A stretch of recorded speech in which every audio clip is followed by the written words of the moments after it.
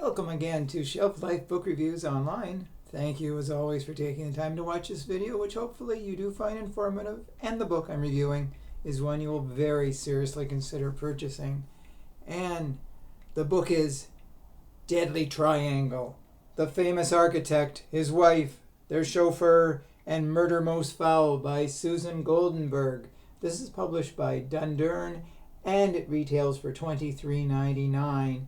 If you like true crime, this is definitely, truly a great book to read. The author has done an excellent job of amassing all the facts and figures from this murder case from the 1930s. It involved a gentleman by the name of Francis Rattenbury. He was a very famous Canadian architect back in the 1930s for designing in British Columbia the Parliament buildings and the Empress Hotel.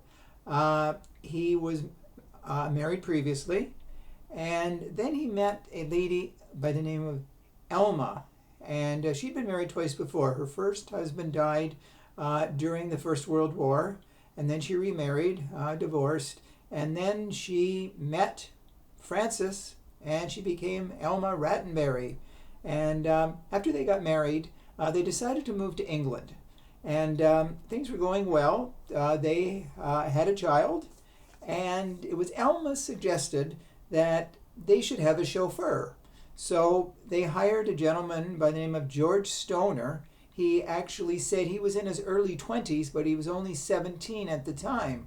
Well, apparently he was more than a chauffeur to Elma, and you get the idea. Poor Francis, who was, I think he was 67, he was about 25 years older than Elma. He was impotent. So, and he was also a drunk, let's put it that way. He drank to excess. Since he couldn't have sex, I guess he drowned his sorrows with booze. But anyways, Elma and George started to have a very torrid relationship. In fact, while Francis slept it off downstairs, the two of them had sex upstairs in the same room that the newborn baby was in. So, very interesting dynamics there. Now, one night, Elma went downstairs and she stepped on something, and it was Francis' false teeth were on the floor. And Francis was sitting there covered in blood, near death. Someone had battered him over the head with a mallet 3 times, and his eye was pretty well shut. He was in bad shape. So the police were called, and the ambulance was called. And when the police questioned both George and Elma, they had stories that were conflicting. It was as if they were trying to protect the other person. So anyways, they were both charged and went to court.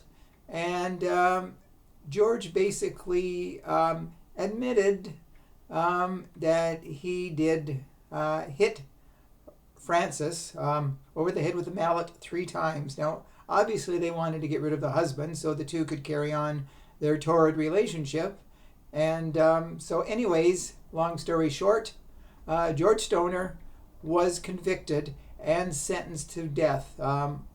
This, like I said, took place in Britain because they did move to British, and under British law, they had the death penalty back in the 1930s. Now, Elma, she was cleared of all charges, though she was really an accessory to the fact.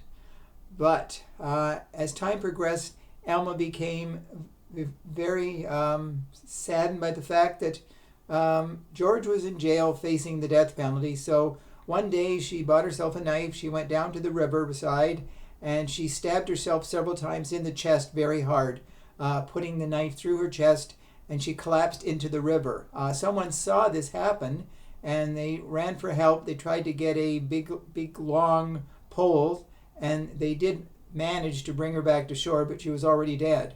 So eventually, George, who was in prison waiting the death penalty, he was given a pardon.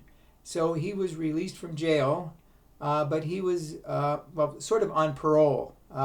He was being watched, so obviously he was not going to do anything else because his sexual partner was gone, and Frances was long gone too. So it's an absolutely fascinating story. The author, Susan Goldenberg, takes us back in time, but it's as if we have stepped back in time with her. And it brings it really, really, let's just say it's a realistic portrayal of what happened back in the 1930s. And if you like true crime books, then Deadly Triangle is definitely a book that you should add to your collection, because it's one that's absolutely fascinating from first page to last. So that's the book I wanted to draw to your attention. Hopefully, if you do go to the bookstore and purchase it, you'll let me know whether you agree with my review. But as always, I do thank you for taking the time to watch my video. And as today, I'm doing it on December 31st, 2023. It's the end of the year, so depending when you watch the video, I wish you all a very happy and prosperous 2024, and I thank you for watching all my videos during 2023, and I'll be back in 2024, obviously. So until we meet again, stay safe, stay sane, stay in touch, and I will see you at the bookstore. Bye for now.